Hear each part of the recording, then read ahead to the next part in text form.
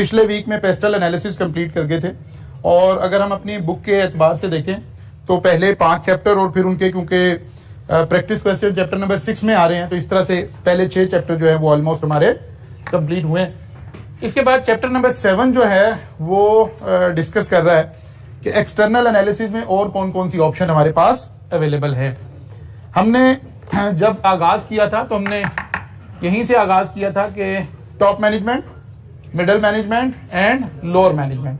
Top management 1 से 5 साल के प्लान्स बना रही होगी, मिडिल मैनेजमेंट उसको ईयरली टारगेट्स में कन्वर्ट करके और स्ट्रेटजिक उसमें विजन को बजटिंग में लाकर, और फिर लोअर मैनेजमेंट उसको इम्प्लीमेंटेशन कर रही होगी।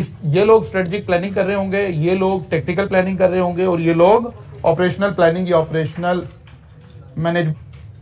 तो हम ये कह रहे थे कि प्लानिंग जो है वो किस तरह से हो रही थी, ये बात हमने बिल्कुल शुरू की क्लास में ऐसे ही स्टार्ट लिया था। और फिर हम आगे चले, हमने कहा स्ट्रेटजी से क्या मुराद है, कॉर्पोरेट स्ट्रेटजी आ जाएगी, बिजनेस स्ट्रेटजी आ जाएगी और फंक्शनल स्ट्रेटजी आ जाएगी। इसके ऊपर अब हम इन चैप्टर्स के अंदर डिस्कशन शुरू करेंगे। फिर हमने कहा था जब मैनेजरियल एनालिसिस हो रहा होगा तो इंटरनल एनालिसिस हो रहा होगा और एक्सटर्नल, और हमने स्टार्ट किया था कहां से, एक्सटर्नल एनालिसिस से, क्योंकि किताब के पहले 7 चैप्टर आपको एक्सटर्नल एनालिसिस सिखाते हैं और चैप्टर नंबर 8 जो है वो फिर हमें इंटरनल एनालिसिस सिखाता है। एक्सटर्नल एनालिसिस में government policies, customer, supplier, economic condition, rivals, इनके डाटा को क्या चीजें हमारी फेवर में जा रही हैं और क्या चीजें हमारी फेवर से नहीं जा रही हैं, ये बातें हमने डिस्कस की थी। फिर अगर हम मॉडल्स के बाहर से देखें तो एक्सटर्नल के अंदर 2 हिस्से थे। पहले 6 चैप्टर पेस्टल एनालिसिस थे जिसे लास्ट टाइम हम कंप्लीट करके थे। आज हम स्टार्ट करने जा रहे हैं पोर्टर 5 फोर्सेस को। फिर वो ये सारी बातें हमने डिस्कस कर ली हुई है कि इंटरनल एनालिसिस क्या है, एक्सटर्नल एनालिसिस क्या है, ये सारी बातें हमने डिस्कस की हुई है। नाउ हम यहां से शुरू कर लेते हैं। Strategic position reflect choice a company makes about the kind of value it will create and how that will be created differently from rivals. ये मैं स्लाइड अभी आपको लेक्चर के बाद सेंड कर दूंगा। वो कह रहा है जी हम एक टर्म इस्तेमाल करेंगे actually, competitive advantage. Competitive advantage के 2 मीनिंग है। कंपनी मस्ट, अच्छा, कंपेटिटिव एडवांटेज को हम 2 एंगल से देखते हैं। एक, हमारी जो प्रोडक्ट है, जब हम कोई प्रोडक्ट कंपनी के अंदर लेकर आए हैं, अगर मैं कहता हूं कि मेरी कंपनी को कोई कंपेटिटिव एडवांटेज हासिल है तो इसके 2 मीनिंग हैं। या मेरी कॉस्ट कम है, प्राइस सेम है, सॉरी प्रोडक्ट सेम है, कॉस्ट कम है, यानी मैं लो प्राइस पर चीज सेल कर रहा हूं, इसको हम कहते हैं लोअर कॉस्ट। ठीक है, क्वालिटी सेम है, मैं प्रोडक्ट जो मार्केट में सेल कर रहा हूं ये 2 बिल्कुल सेम प्रोडक्ट है, लेकिन बाकी लोग इसको 50 रुपीज की सेल कर रहे हैं, अभी से 40 रुपीज की सेल कर रहे हैं, तो हम कहेंगे हमें कंपेटिटिव एडवांटेज हासिल है। या दूसरी बात है, प्राइस सेम है लेकिन क्वालिटी हमारी बेहतर है। ठीक है, इसको हम कहते हैं, यहां 2 नाम हमने देने हैं। प्राइस, एक है हम डिफरेंशिएशन क्रिएट कर लें, यानी driving up prices is one way to increase profitability. वो कहता है कि एक तरीका है कंपेटिटिव एडवांटेज लेने का कि आप अपनी क्वालिटी बेहतर कर लें। फिर हम कई और स्ट्रेटजीज भी उसमें डिस्कस करते हैं। अगर आपकी क्वालिटी सबसे डिफरेंट है तो प्राइस भी सबसे डिफरेंट हो सकती है, लेकिन एडवांटेज लेना है तो आप क्वालिटी बेहतर कर दें, प्राइस सेम रखें, तो फिर आपको कंपेटिटिव एडवांटेज भी मिल जाएगा। फिर वो कहता है कि दूसरी तरीका है कि आप कॉस्ट में लीड कर रहे हो, यानी ड्राइविंग डाउन कॉस्ट, आप अपनी कॉस्ट को रिड्यूस कर लें और फिर क्वालिटी सेम रखें लेकिन प्राइस कम रखें, तो भी आप मार्केट में जो है वो कंपीट करेंगे। इन दोनों सिचुएशन को हम इस सब्जेक्ट में क्या कहते हैं, कंपेटिटिव एडवांटेज। और हमने जब आईटी पढ़ रहे थे हम कह रहे थे कि यार आईटी की मदद से भी हमें कंपेटिटिव एडवांटेज मिलेगा, बिकॉज कॉस्ट को कंट्रोल करने में हमें हेल्प मिलेगी, कुछ प्लानिंग में हमें हेल्प मिलेगी, कुछ कंट्रोल में हमें हेल्प मिलेगी। लेकिन पोर्टर जो हैं या और बहुत सारे जो मैनेजमेंट के लोग हैं वो हमें कह रहे हैं कि यार ऐसा हो नहीं सकता। It is possible to compete on low cost and be differentiated at the same time. वो कहते हैं ऐसा भी हो सकता है कि आप अपनी क्वालिटी भी हाई रखें और प्राइस भी लो रखें, लेकिन वो कहते हैं कि लॉन्ग टर्म में आप सर्वाइव नहीं कर सकेंगे, बिकॉज मार्केट कंपटीशन की एनवायरमेंट है ना, आप कोई बहुत सुपर नॉर्मल प्रॉफिट नहीं कमा रहे हैं। जब कंपटीशन आता है तो रैशनलाइज हो जाती हैं प्राइसेस। तो इसी के लिए एक टर्म इस्तेमाल हो रही है, द किस ऑफ डेथ। ये मैनेजमेंट अकाउंटिंग में एक टर्म इस्तेमाल की पोर्टर ने, माइकल पोर्टर असल में अब इस चैप्टर में डिस्कस होने जा रहे हैं, जो कि हार्वर्ड यूनिवर्सिटी के एक मारूफ मैनेजमेंट कंसल्टेंट हैं, प्रोफेसर हैं। इन्होंने आजकल हम जो लेटेस्ट थ्योरीज पढ़ते हैं बहुत सारी चीजों की, वो माइकल पोर्टर ही की पढ़ रहे होते हैं, और इन्होंने बहुत सारी नई नई टर्म्स, नई नई चीजों को इन्वेंट किया। और फिर क्योंकि ये लिविंग लेजेंड है तो फिर इनके साथ एक काम ये भी हो रहा होता है कि फिर ये अपनी एक थ्योरीज पढ़ाते हैं, क्योंकि बड़े बड़े मैनेजमेंट स्कूल्स में जाहिर है हार्वर्ड के प्रोफेसर हैं, फिर ये अपना कोई एक मॉडल बनाते हैं तो वो मशहूर हो जाता है, फिर दुनिया भर में ये उसको टीच करते हैं, कॉन्फ्रेंसेस करते हैं। माइकल पोर्टर के साथ मैंने खुद मॉरिशस के अंदर एक पोर्टर कॉन्फ्रेंस ही की हुई है, जो कुछ हम पढ़ने जा रहे हैं ये फिर एक पोर्टर कॉन्फ्रेंस ही कहलाती है, अपने मॉडल को आकर दुनिया भर में एक्सप्लेन करते हैं। तो असल में तो अब हम वही पढ़ने जा रहे हैं, पोर्टर ही को पढ़ने जा रहे हैं कि पोर्टर क्या कह रहे हैं कि इंडस्ट्री का एनालिसिस कैसे किया जाए। वो कहते हैं कि इंडस्ट्री का एनालिसिस करने के लिए इसको हम कहते हैं porter 5 forces. Porter 5 forces is the framework that help analysing the level of competition with in a certain industry.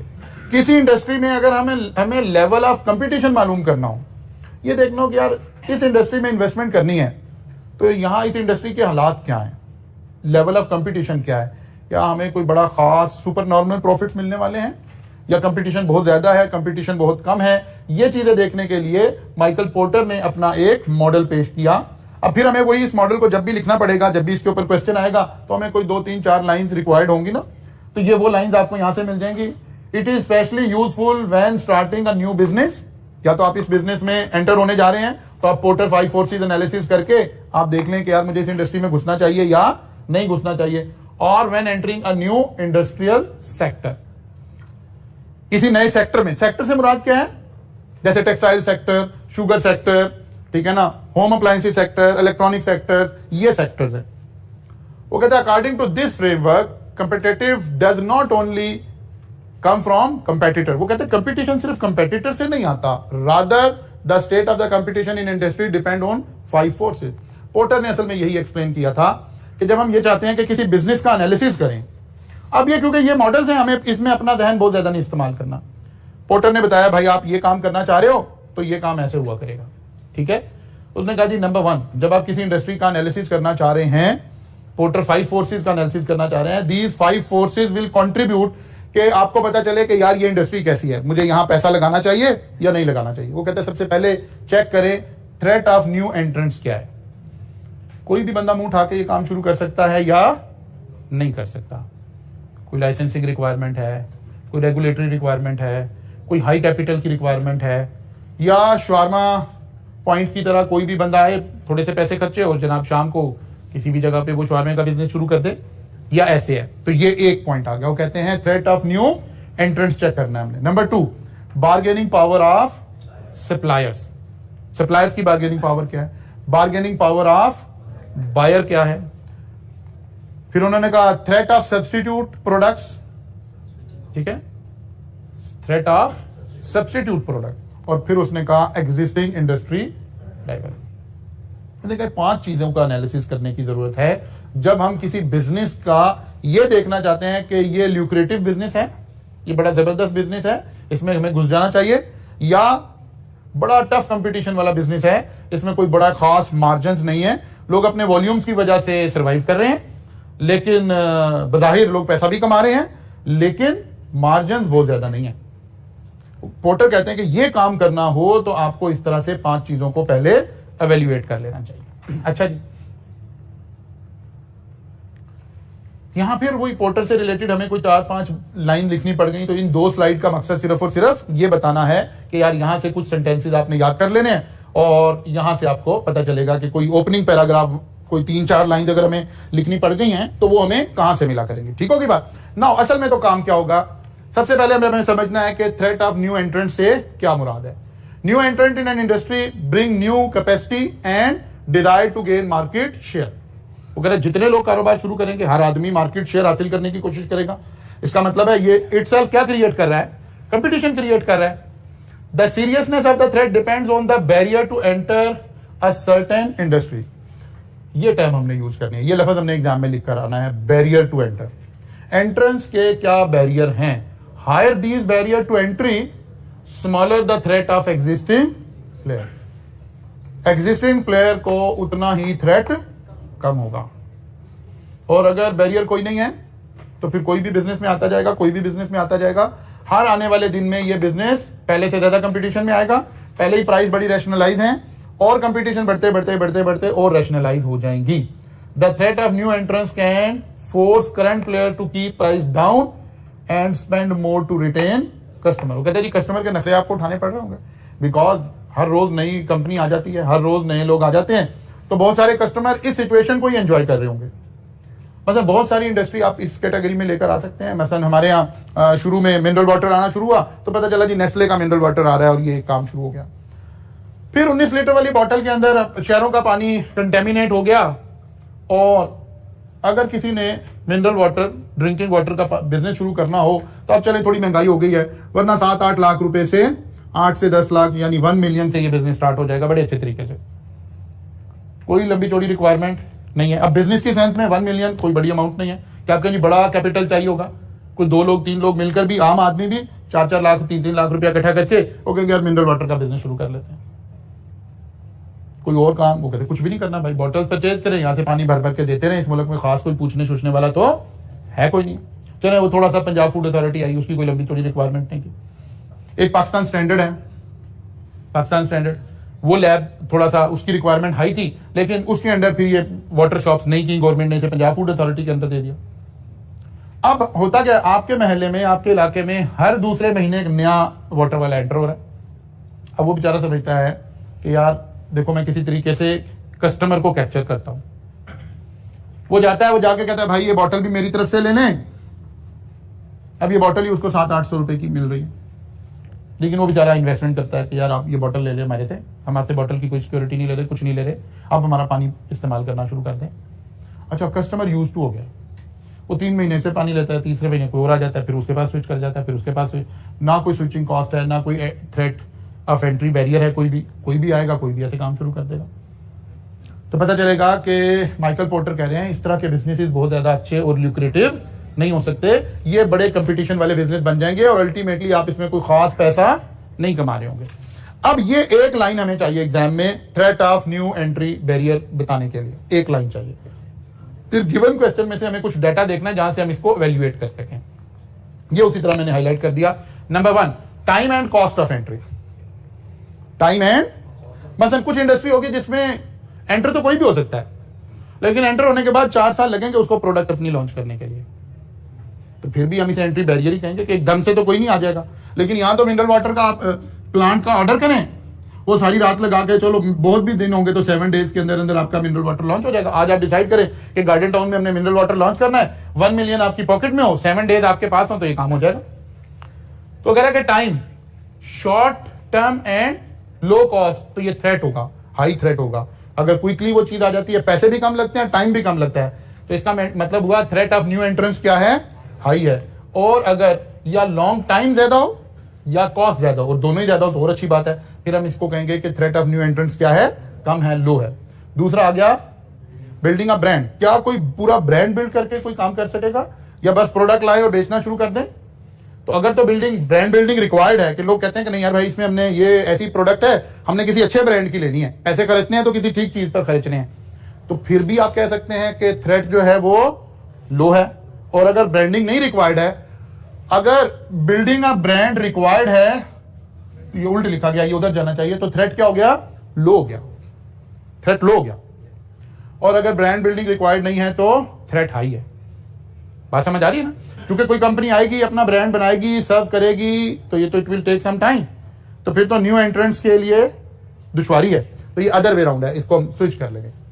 Specialist knowledge required, specialist knowledge अगर रिक्वायर्ड है तो थ्रेट ऑफ न्यू लो है, और अगर नहीं रिक्वायर्ड है तो हाई है। ठीक है।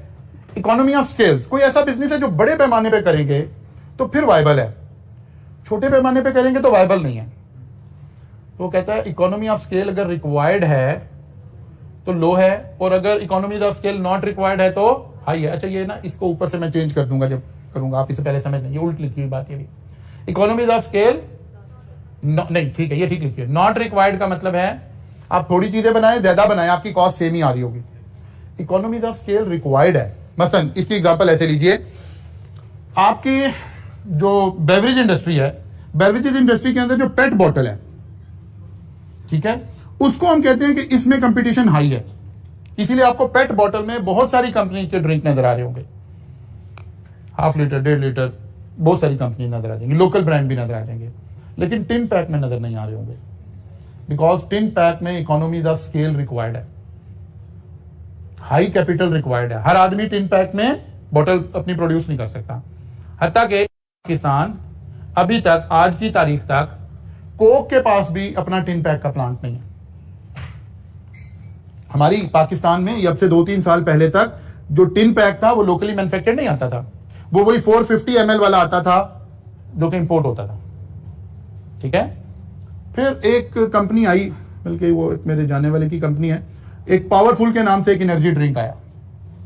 ठीक है, ये कुछ पाकिस्तानी थे, हॉलैंड में बड़े अरसे से रह रहे, इन्होंने को पैसा इकट्ठा किया, इन्होंने एक प्लांट लगाया पाकिस्तान में आके। ये फर्स्ट अपना पहला प्लांट था जो इन्होंने पावरफुल एक एनर्जी ड्रिंक के लिए लगाया। लेकिन ये अपना एनर्जी ड्रिंक तो इतना खास, शुरू में इन्होंने एडवर्टाइज किया लेकिन कोई बड़ा नहीं चला सके, तो रेडबुल के मुकाबले में इन्होंने पावरफुल लॉन्च किया था। लेकिन फिर कोक ने इन्हें अप्रोच कर लिया, उन्होंने कहा यार आपका पावरफुल तो चल कोई नहीं रहा है, तो आप हमें प्लांट आउटसोर्स करते हैं। हम पाकिस्तान से अपनी बेवरेजेस में टिन पैक लॉन्च कर देते, तो जो स्लिम वाला टिन पैक उस प्लांट पर बनना शुरू हुआ। फिर कोक अपनी डिमांड पूरी कर लेता है, फिर इन्होंने और कंपनी को भी आउटसोर्स करना शुरू कर दिया, तो अभी तक पाकिस्तान में वो सिर्फ एक प्लांट मौजूद है।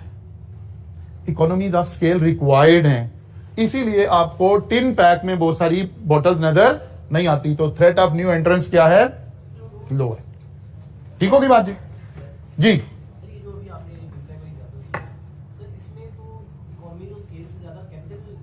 दोनों हैं, दोनों। कैपिटल तो एक दफा लग गया ना, उसके बाद वो उस प्लांट को ऑपरेट करना, अगर आपने ह्यूज क्वांटिटी नहीं बनानी तो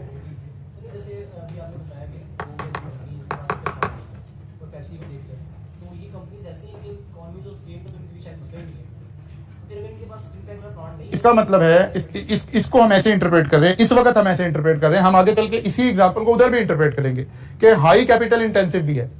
लेकिन ये क्या है कि आपने कैपिटल लगा दिया है लेकिन आपका वॉल्यूम कम है, आप तब भी ये प्रोडक्ट नहीं बना सकेंगे। ठीक है ना, इस प्लांट को रन करने के लिए भी एक लार्ज प्रोडक्शन रन रिक्वायर्ड है, एक ह्यूज वॉल्यूम में आप प्रोडक्शन ले सकते हैं, अदरवाइज नहीं ले सकते। इसी तरह आ गया जी technology protection for existing firm. वो कहते हैं कोई मैंने कहा इसको मैं ठीक कर दूंगा, हाई लो में अभी इसको ठीक करके आपको कॉन्सेप्चुअली समझ लें। ठीक है, technology protection for existing firm, patent, design, copyrights, इनका स्टेटस क्या है? अगर इनका स्टेटस अच्छा है आपकी कंट्री में, तो आप अगर कोई चीज अपनी पेटेंट करवा लेते हैं, कॉपीराइट करवा लेते हैं, तो फिर न्यू एंट्रेंस उसको कॉपी नहीं कर सकेगा। इसका मतलब है रिस्क ऑफ न्यू एंट्रेंस क्या हो जाएगा? लो हो जाएगा। और अगर कोई पूछने वाला नहीं है, कोई भी कॉपी करके सेल कर सकता है, तो न्यू एंट्रेंस का पोटेंशियल हाई हो जाएगा। अभी इस वक्त इधर से हम इसको देख रहे हैं। प्रोडक्ट डिफरेंशिएशन, अगर आपकी प्रोडक्ट डिफरेंट है, अलग अलग है, एक है होमोजीनियस टाइप की प्रोडक्ट है, लोग कहते हैं कि पानी पीना किसी भी कंपनी का पी सकते हैं, तो फिर यहां थ्रेट ऑफ न्यू एंट्रेंट बहुत ज्यादा है।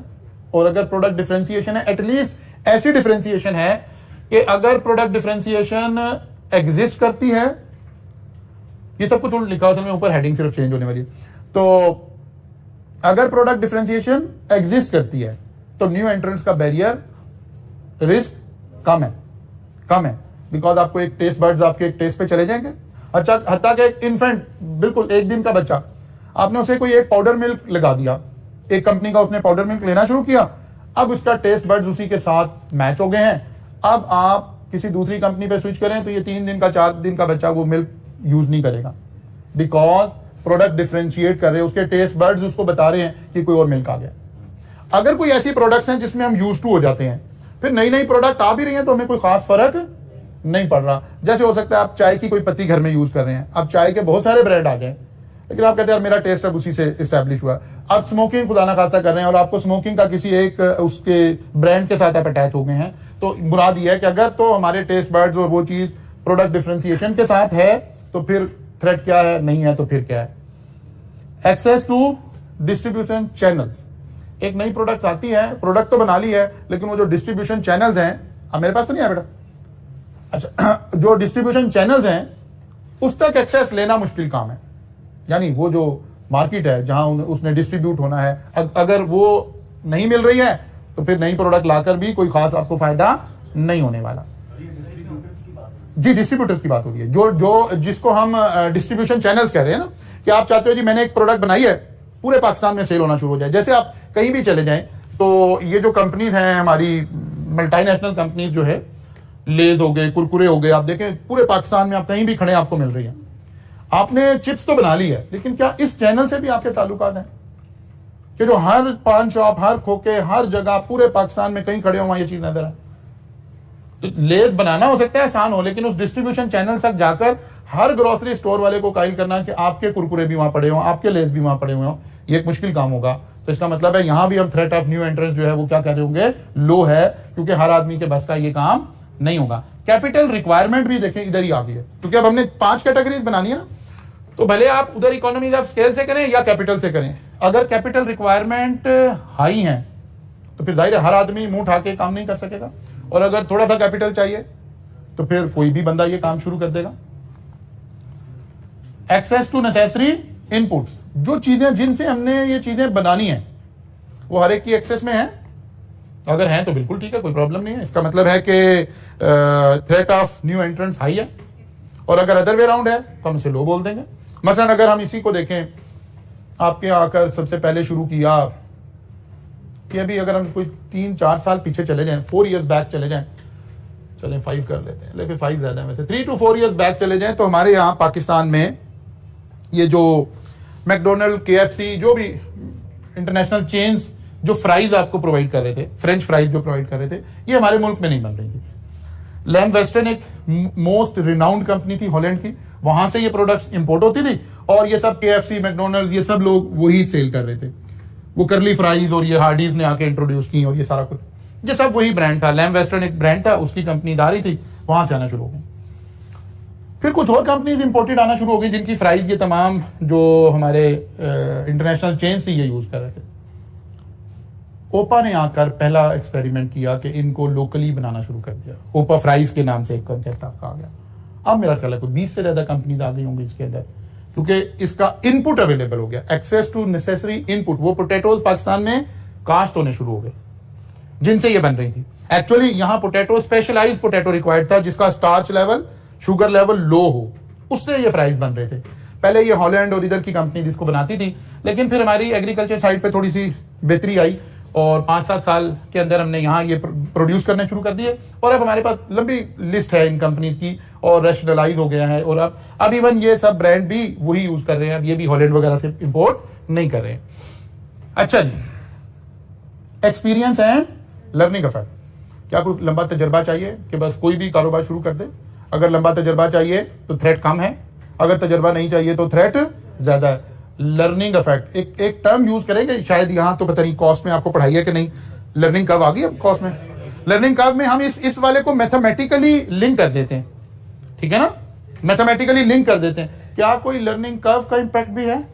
अगर है और वो लर्निंग कर्व स्लो है तो फिर बैरियर टू एंट्री ज्यादा है, और अगर कोई लर्निंग नहीं है या लर्निंग कर्व है भी तो 2, 4, 5, 10, 20 यूनिट्स या 2-4 महीने में वो इफेक्ट हो जाएगा, तो फिर बैरियर नहीं, रिस्क हाई हो गया। बात समझ आइए जी। ये एक लिस्ट बन गई, और क्या आ गया? Government policy. गवर्नमेंट की पॉलिसी क्या है? कोई भी इंडस्ट्री लगा सकता है, कोई भी इंडस्ट्री नहीं लगा सकता। अब हर सेक्टर में अलग अलग है। आपके पास पैसे हैं, आप टेक्सटाइल इंडस्ट्री लगा लीजिए, कोई प्रॉब्लम नहीं। आपके पास पैसे हैं, आप AC की मैन्युफैक्चरिंग शुरू कर दें, कोई प्रॉब्लम नहीं है। लेकिन आप शुगर इंडस्ट्री नहीं लगा सकते। आपके पास पैसे हैं भी तो शुगर नहीं लगा सकते, क्योंकि शुगर उन बड़े लोगों का बिजनेस है, उन्होंने अपने आप को उस कैटेगरी में रखा हुआ है ताकि थ्रेट ऑफ न्यू एंट्रेंस भी ना हो, कम हो ना हो। स्विचिंग कॉस्ट, अगर एक इंडस्ट्री से दूसरी इंडस्ट्री में जाने लगे हैं तो पैसे कितने खर्च होंगे? अगर ये कॉस्ट ज्यादा है तो उस इंडस्ट्री में आने के लिए भी वो आ जाएगी, ज्यादा आ जाएगी, कॉस्ट ज्यादा आ जाएगी। अच्छा, अब ये एक लिस्ट बन गई आपके पास। क्वेश्चन में हमें इनमें से कोई मैक्सिमम 2 चीजें नजर आएंगी, जाहिर है सारी नहीं आ सकती किसी भी सवाल के अंदर, ठीक है।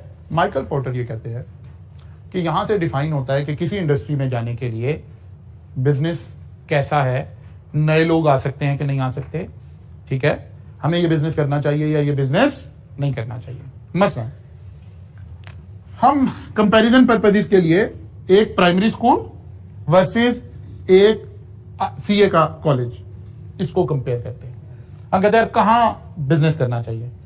अब ये प्राइमरी स्कूल जनरली कोई भी शख्स खोल ले, कोई लंबी चौड़ी रिक्वायरमेंट नहीं है, कोई भी शख्स खोल ले। गली के हर नुक्कड़ पे, हर कॉर्नर पे हमें खुला हुआ नजर भी आ रहा होगा। वेयर एज सीए का कॉलेज करने के लिए आपको आई कैप के साथ आई कैप का मेंबर होना जरूरी है। अब हर बंदा तो अवेलेबल नहीं है। यानी अगर हम ऐसे कहें कि पाकिस्तान में टोटल कोई तकरीबन 10,000 चार्टर्ड अकाउंटेंट मौजूद हैं, बल्कि 10 भी नहीं, इसमें से जो बाहर चले गए वो निकाल लें, कोई 6 से 7,000 लोग अवेलेबल है पाकिस्तान में। इन 6-7 हजार लोगों में से मैक्सिमम 100 लोग होंगे जो टीचिंग के प्रोफेशन से होंगे। आउट ऑफ 10,000 टोटल मेंबर्स कोई शायद 100 लोग होंगे, 150 लोग होंगे जो टीचिंग के प्रोफेशन से होंगे। अब इन 150 लोगों में से किसी को ख्याल आएगा कि यार मैं कॉलेज खोल लेता हूं। वेयर एज प्राइमरी स्कूल, बात समझ आ रही? ऐसे कंपैरिजन हम कर रहे होंगे कि यार क्या थ्रेट है, क्या थ्रेट नहीं है। कोई नया बंदा आना चाहता है तो उसके लिए कितने रूम ओपन है, कितने रूम ओपन नहीं है। इन 150 में से कोई कॉलेज खोलेगा, सारे भी खोलने तो 150 कॉलेज खुल जाएंगे कॉलेज स्कूल, जो कि पॉसिबल नहीं। पूरे मुल्क में सीए के कितने कॉलेज होंगे? 10, 12, 15 होंगे। रीजन इतने ही लोग हैं ना जो ये सोच सकते हैं कि हम कॉलेज ओपन कर लेते हैं।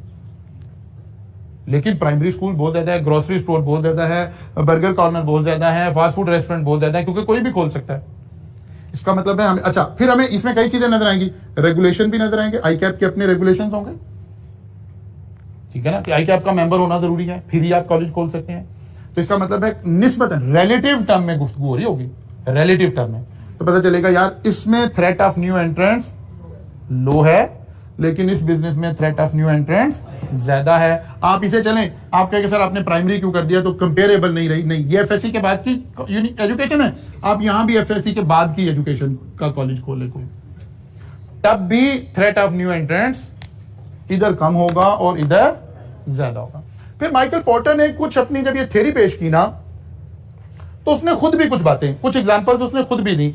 और जब नया नया सिलेबस आता है तो ज्यादातर जो माइकल पोर्टर का अपना आर्टिकल है ना इस टॉपिक के ऊपर, उसमें से ही सवाल आने शुरू हो जाते हैं। ये माइकल पोर्टर ने खुद जो एग्जांपल दी उस वक्त, इसने एयर इंडस्ट्री से एग्जांपल दी और इसने कहा कि एयर इंडस्ट्री के अंदर the threat of new entrance in the airline industry can be considered as low to medium.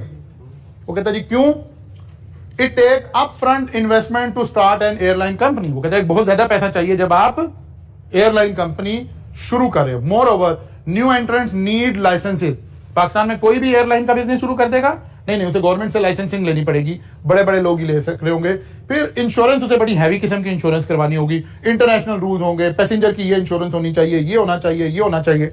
ये सारी एक लंबी चेकलिस्ट बन जाएगी जहां पता चलेगा कि यार नहीं ये काम हमें करने पड़ेंगे, जिसपे हर दूसरा बंदा जो है वो पूरा नहीं उतर रहा होगा। Further more it can be expected that existing player have built up a large base. वही क्या ब्रांड बनाने की जरूरत है। हर आदमी जब एयर ट्रेवल कर रहा होता है ना, तो समझ रहा होता है कि यार मैं अपनी लाइफ का एक रिस्क लेने लगा हूं। आपको पता चले यार ये एक नई एयरलाइन खुली है, अभी इनका तजर्बा कोई नहीं है, वो टिकट बेच रहे हैं 50,000 रुपए की और एमिरेट्स एयरलाइन टिकट बेच रही है 1 लाख रुपए की। तो आप कहोगे यार भाई जिंदगी से ज्यादा अच्छी बात कोई नहीं है, मैं एमिरेट्स पे चला जाता हूं। वो हमने अभी पीछे पढ़ा था कि क्या ब्रांड बनाने की जरूरत है। तो इस इंडस्ट्री में ब्रांड बनाने की जरूरत है। इसमें हिस्ट्री भी काउंट हो रही होती है। जब कोई एयरलाइन अपने आप को अपग्रेडेड एयरलाइन कह रही होती है तो वो कैसे आपको स्टेटिस्टिक देती है, वो कहते हैं जी हम इतने हजार या इतनी लाख फ्लाइट्स हमारी चल चुकी हैं आज तक, और इन टोटल हमारी हिस्ट्री में खुदा ना खास्ता कोई हादसा ये हुआ है, हमारे हादसे का एरर रेट ये है, ठीक है। फिर और बहुत सारे फ्लाइट कब वो हुई, डिले हुई, कब क्या हुआ, वो सारे एरर रेट्स और वो सारा कुछ आ रहा होता है। इसका मतलब है एक हिस्ट्री रिक्वायर्ड है, एक ब्रांड बिल्ड करने के लिए आपको कुछ टाइम फ्रेम रिक्वायर्ड है। तो कहता है कि इसका मतलब है ये बिजनेस ऐसा है कि इसके अंदर आपकी एंट्रेंस का रिस्क इतना ज्यादा नहीं है।